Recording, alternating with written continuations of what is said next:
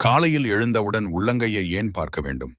காலையில் எழுந்தவுடன் இரு கைகளையும் ஒன்றாக ஒன்று தேய்த்துக் கொள்வதன் மூலம் கையில் உள்ள நரம்புகள் தூண்டப்பட்டு இரத்தம் ஓட்டம் அதிகமாகி மூளை சுறுசுறுப்பாக செயல்பட ஆரம்பிக்கும். சிலர் கைகளை தூக்கி சோம்பல் முறிப்பதும் இதனால்தான். உடலுக்கு தேவையான வெப்பமும் கிடைக்கும். ஆன்மீக ரீதியாக பார்த்தால் கைகளை ஒன்றுடன் ஒன்று தேய்ப்பதனால் பழையன கழிந்து புதுமையை பார்க்க வேண்டும் என்பதாகும். மேலும் உள்ளங்கைகளைப் போலவே நம் வாழ்க்கை வெண்மையாக வளமாக இருக்க வேண்டும் என இறைவனை பிரார்த்தித்து எழ வேண்டும்.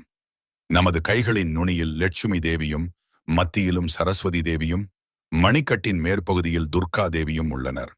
அவர்களை காலையில் எழுந்தவுடன் நமது கைகளில் தரிசிப்பதனால் அன்றைய நாளுக்குரிய கல்வியும் செல்வமும் துணிவும் கிடைக்கும்.